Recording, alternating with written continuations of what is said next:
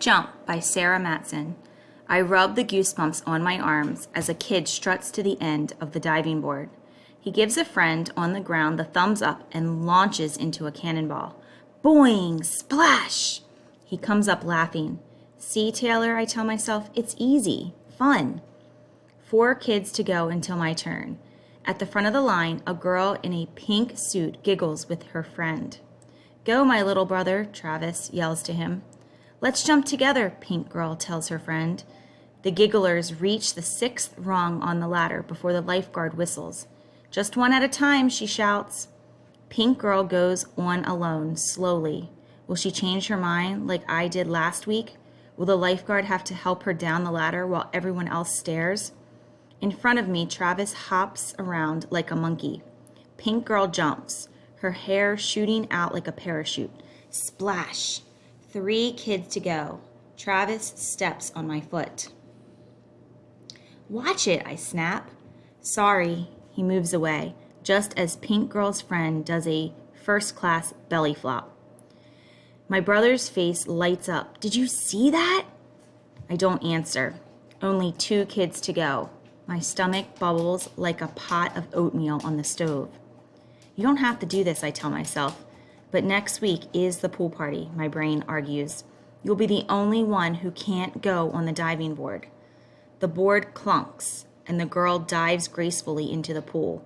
Life is so unfair. Travis is next. He scampers up the ladder and waves his skinny arms.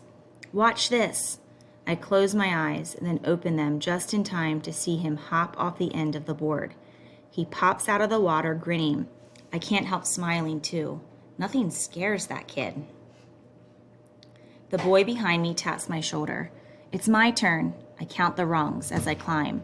1, 2, 3, 4, 5, 6, 7, 8, 9. Blue water stretches out in front of me. Kids are shooting off the water slide at the other end of the pool. A boy runs across the concrete. A lifeguard blows her whistle at him. Everywhere, everyone is moving, except me. What are you waiting for? Demands a kid on the ground. I step forward. The water looks so far away. Then I see Travis standing by the lifeguard's chair, shivering. His eyes lock on mine. You can do it, he yells. That's what I've always told him. When he was learning to tie his shoes, or write his name, or ride his bike without training wheels, you can do it. I take a deep breath and step out into nothing. My body drops. My stomach rises. Then my toes slice the water and I plunge deep. I flap my arms and pull myself to the surface, where my face finds the sun. I did it.